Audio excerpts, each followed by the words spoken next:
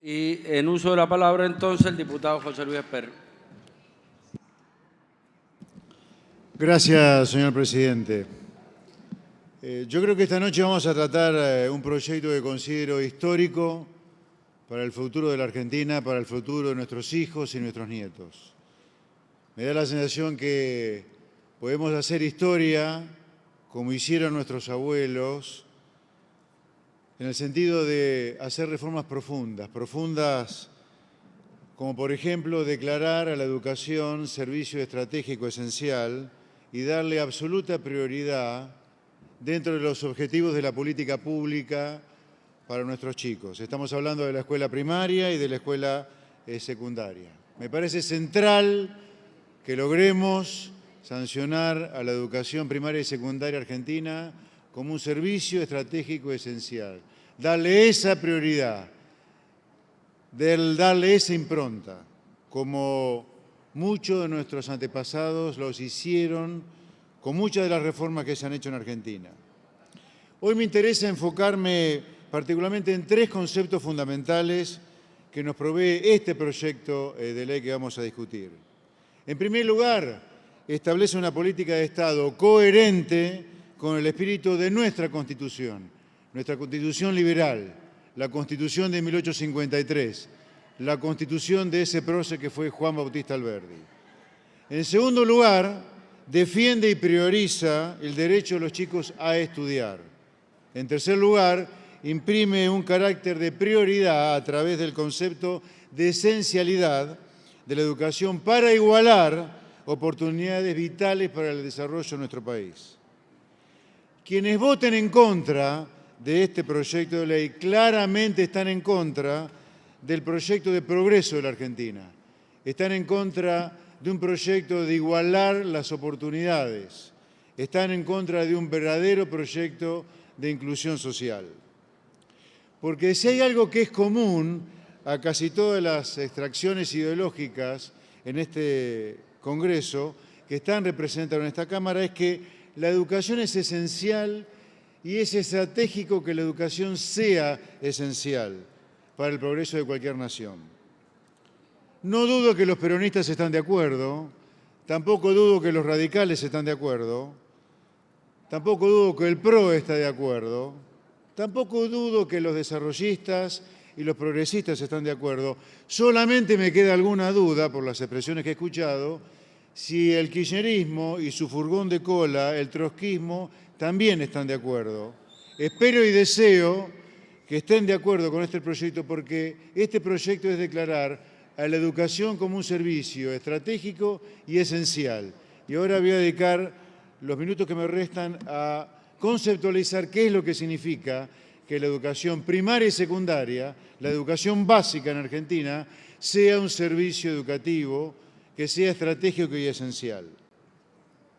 La educación, señor presidente, juega un rol tan esencial para el funcionamiento y la continuidad del proyecto y del progreso de la sociedad que se planteó en 1853, que cuando se promulgó nuestra Constitución Nacional, la Constitución, insisto, liberal de 1853, se impuso a las provincias, en aquel viejo artículo 5, que sus potestades y sus instituciones se les reconocerían solo si podían proveer de la educación primaria. En aquel momento era la única educación básica que se conocía, a la de sus habitantes. Repito este concepto central.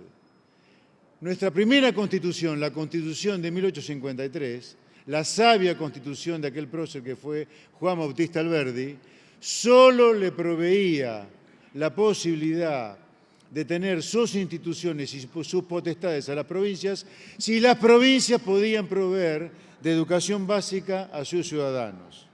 Hoy, con este proyecto, estamos reafirmando aquel espíritu fundacional del país de la Constitución de 1853 como centro del progreso y que lo materializó en sus generaciones siguientes. Luego, lamentablemente, la fuimos descuidando la educación básica, ya se fue incorporando la educación secundaria, pero también la fuimos descuidando. Así es que hoy Argentina dejó de ser aquel faro educativo que lo fue durante muchas décadas.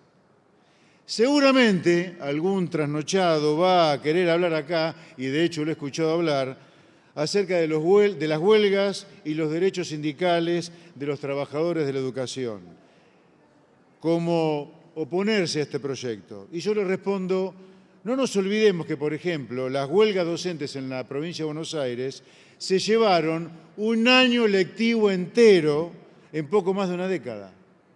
¿A dónde nos llevó el modelo de Baradel? A ese nivel, a esa pérdida de días de clase de los chicos, que son los únicos que son centrales en esta historia. Porque todo lo demás en esta historia de la educación básica es funcional, o debería serlo, a que los chicos tengan buenas clases y muchos días de buenas clases. No se le está negando, como se ha dicho acá, el derecho a los docentes a manifestarse y a hacer huelga, o el derecho a los sindicalistas a participar de ellas, sino que en todo caso se le está asegurando a nuestros chicos, a nuestros niños y jóvenes, el derecho a la educación.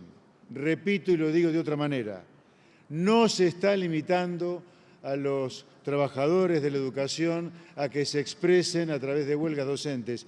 Sí se está limitando el abuso, el privilegio de esos gremios a no darles clases a los chicos.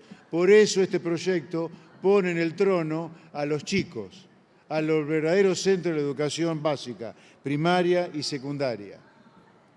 En efecto, el artículo 3, inciso C del dictamen de mayoría, establece que si los paros docentes y no docentes durante el mismo ciclo lectivo se extendieran entre 1 y 2 días, se deberá contemplar una asistencia mínima del 30% del personal docente y no docente, en el mismo establecimiento educativo, por supuesto.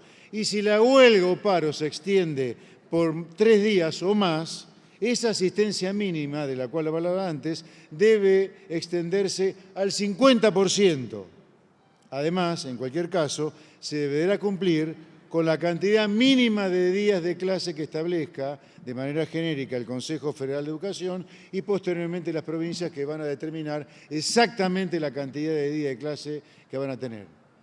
De esta manera, de ninguna manera, se está violentando el derecho a los gremios docentes a manifestarse, sino que se está limitando el abuso que se ha hecho de las huelgas y poner en el centro de educación a los chicos. Quiero ser claro, no hay contrapunto alguno en este tema. Es más, soy de la idea de que los docentes deben ser, junto a los médicos y junto a los policías, los empleados públicos mejor pagos de las provincias. Y no debería ni siquiera haber huelgas docentes por lo bien pagos que estén estos trabajadores del Estado. Esta ley, señor presidente, le asegura a los niños y a los jóvenes el derecho a la educación. Los docentes, a partir de ahora, brindarán un servicio esencial y deberán exigirle a los gobernadores provinciales que no dilapiden los recursos en cualquier cosa que le venga en gana, como ocurre hoy. Por ejemplo, en la provincia de Buenos Aires, el gobernador Kicillof va a gastar 2.300 millones de pesos en kit playeros en lugar de dedicárselo a los salarios de los docentes. A partir de ahora, si la educación para los gobernadores es servicio público, esencial y prioritario, los Baradel de la vida van a tener la obligación de exigirle a los gobernadores que dilapidan la plata de nuestros impuestos de la manera como lo hace Kicillof, que atienda primero los salarios de los trabajadores docentes, antes que gastarla o regalarles en chucherías como en la playa. No se trata acá de promover el enfrentamiento de la comunidad educativa, de poner al alumnado contra los maestros, sino que aquellos que representan los intereses sindicales de los maestros les exijan a los gobernadores que prioricen los gastos. La prioridad es la educación, la salud y la seguridad. La educación, repito, tiene que ser una prioridad a nivel nacional. A partir de ahora, insisto, los sindicalistas van a tener a quién reclamarle y qué reclamarle. Ahora los Baradel de la vida van a poder decirles a los Kicillof de la vida que se dejen de gastar la plata en chucherías y prioricen la educación. Tenemos que ser claros, libros sí, chucherías no. Gracias, señor presidente. Gracias, diputado Esper.